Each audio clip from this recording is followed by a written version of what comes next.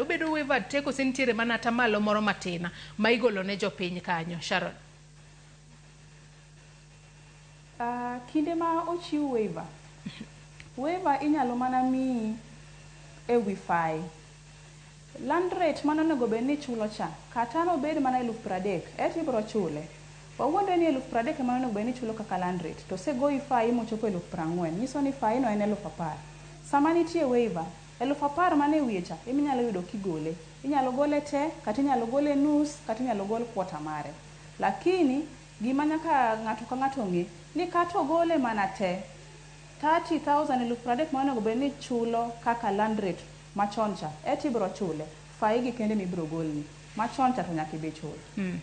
To wang'eyo ni gisani wantiere kod piny molony kendo wang'eyo ni lony manyasani ema itiyo godo e kuonde mopogore opogore. Sharon, wanyalo wacho ni wechego mag lony manyasani gino ma kiani iluonge ni sasa ma platform masani koro nitiere, ere kaka seche moko wanyalo wacho ni o affect wechego mago mag access ne wechego mag land rates kata land rent? Sharon.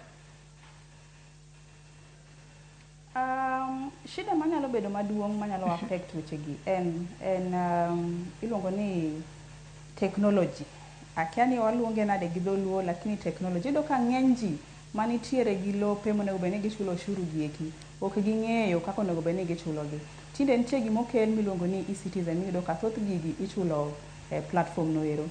Ng'eny ji mang'eny ok ong'eyo kaka ginyalo timo gini kaluwore e platform moket mar mondo mi otime.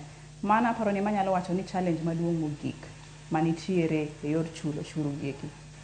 To bende aneno ka ng'ato penja kae ong'isa kae ni piny no okil Sharon ni land rates ka achiel kod land rent obedo calculated e yo machalo nade, Sharon?